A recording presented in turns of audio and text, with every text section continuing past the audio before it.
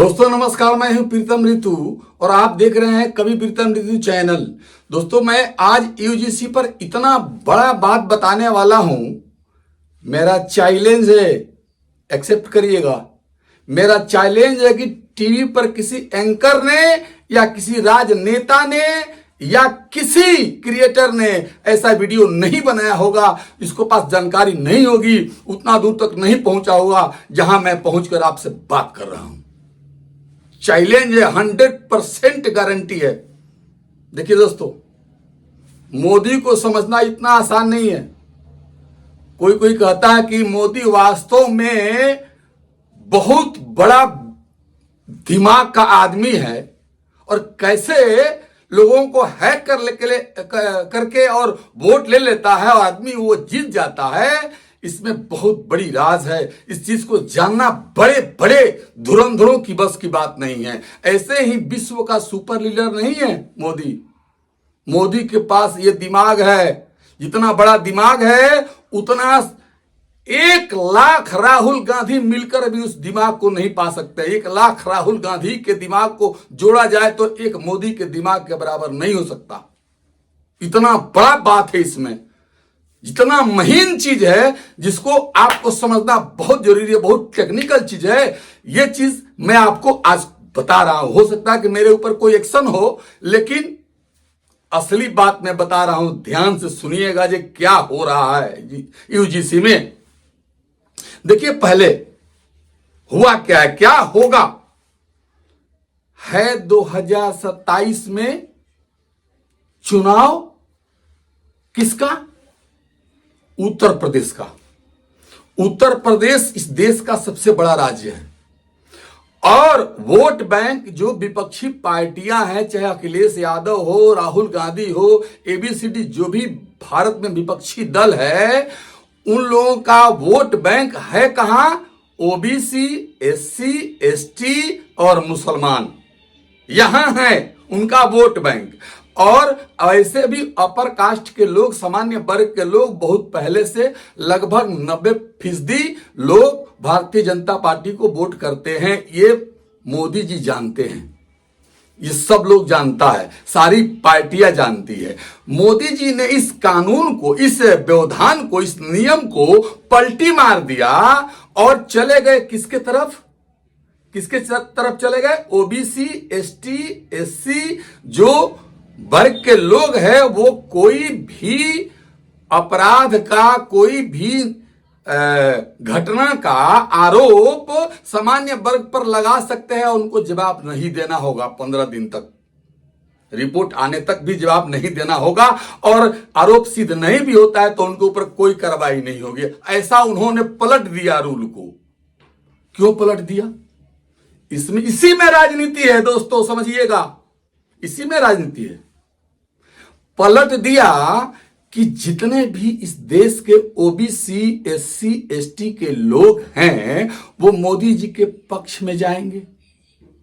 दूसरी बात याद रखिएगा, जब से ये नियम बदलाव हुआ है तब से किसी विपक्षी दल के नेताओं को देखिए, राहुल गांधी हो, मल्लिकार्जुन खड़गे हो, अखिलेश यादव हो, या कोई भी ऐसा आदमी है, कोई इस नियम का, इस कानून का विरोध कर रहा है? नहीं कर रहा है। क्यों? क्योंकि वो जानता है कि जैसे ही मैं विरोध करूंगा ये सारे वोट बैंक जो मेरे हैं वो छिटक जाएंगे। इसलिए कोई आदमी विरोध नहीं कर रहा है। ध्यान दीजिएगा, कोई नेता अगर बोला हो कि नहीं ये गलत चीज है तो हमको एक बाइट सुना दीजिए।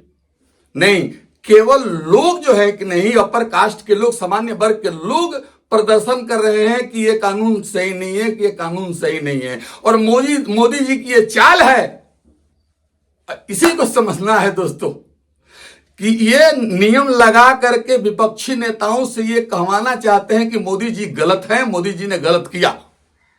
और जैसे ही अखिलेश यादव, राहुल गांधी या कोई भी नेता, विपक्षी नेता ऐसा बयान देगा, उस बयान को पकड़ लिया जाएगा, कोट कर लिया जाएगा और तुरंत इलेक्शन के पहले इस नियम को, इस कानून को फिर विड्रॉल कर दिया जाएगा, जैसा कि कृषि कानून में हुआ था।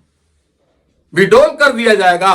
और तब मोदी जी कहीं भी खड़ा होकर के, योगी जी कहीं भी खड़ा होकर के कह सकते हैं ओबीसी से, एससी एसटी से कि भैया देखो हम तो तुम्हारे लिए बहुत अच्छा कानून बनाए थे, अच्छा बात लाए थे, अच्छा नियम पलटे हुए थे, लेकिन इन लोग जो है कि नहीं, विपक्षी लोग जो है कि नहीं विरोध करके, अखिलेश यादव ने विरोध किया, राहुल गांधी ने विरोध किया, ममता बनर्जी ने विरोध किया, और सबने विरोध किया तो हमको वो वापस लेना पड़ा।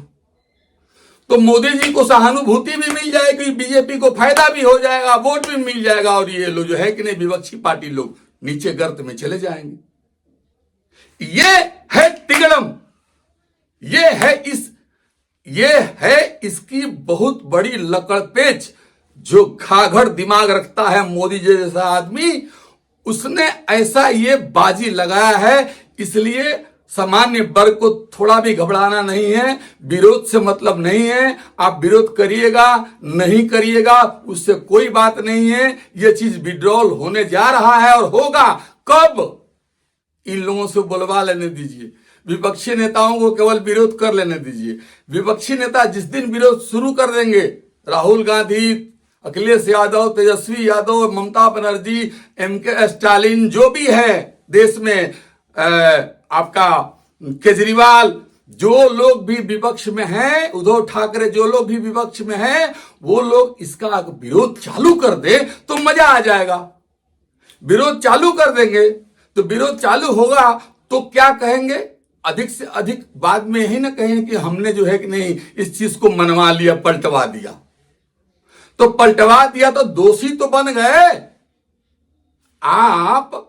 दोषी तो कहलाए ना, जो आपने जो है कि नहीं सम्मान नहीं किया पिछड़ी जातियों का, ओबीसी, एसटी, एससी को समानता का अधिकार देने से वंचित रख दिया। ये कहवाने के लिए, कहने के लिए मोदी जी ने इतना बड़ा गेम खेला है, जिस गेम पर, स्पीच पर जो भी नेता आएगा वो बोल्ड हो जाएगा। चाहे वो अखिलेश यादव हो, चाहे राहुल गांधी हो, चाहे देश का कोई भी लीडर हो, वो स्पीच पर आएगा। जैसे ही इसके नेगेटिव में बोलेगा वो बोल्ड होगा, आउट होगा और वो इलेक्शन में हारेगा। ये भैया बड़े बड़े लोगों के पास बड़ी बड़ी दिमाग है। क्या धर्मेंद्र प्रधान जी ने सोचा है, क्या कैसे कैसे चित करना है विपक्षियों को, ये कोई मोदी जी से सीखे। वास्तव में राहुल गांधी जैसे लोगों को, ये टोटी चोर जैसे लोगों को अभी जीवन भर मोदी जी से ट्यूशन लेना होगा कि किसको चित कब करते हैं और किस तरीका से करते हैं। तो मोदी जी का डंडा ऐसा है जो मारता भी है और आवाज भी नहीं आती है। दोस्तों, इसका मूल उद्देश्य यही है कि विपक्षी नेताओं का ये स्टेटमेंट आ जाना, विरोध करना कि मोदी जी ने या फिर सत्ताधारी दल ने या शिक्षा मंत्रालय ने जो किया वो गलत है, इसका हम लोग विरोध करते हैं।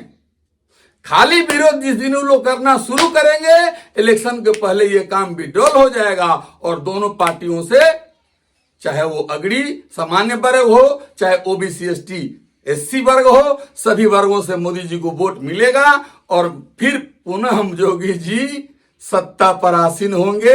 ये कन्फर्म है, ये टेक्निकल बात है। इसको मैंने आपको बताया, किसी ने नहीं बताया होगा। यहां तक सोच है, ये नेताओं का सोच है, ये मोदी जी का घाघर दिमाग है, धर्मेंद्र प्रधान जी का दिमाग है ये, कि ऐसा उन्होंने किया। हो सकता है कि इस भेद को खोलने के बाद विपक्षी नेता नहीं बोले, हो भी सकता है। अगर बोलेंगे तो उसका फल पाएंगे। वैसे ये विड्रॉल तो होगा ही, इसलिए आप निश्चिंत रहें, असलियत को जानें। मिलते हैं अगले एपिसोड में। नमस्कार।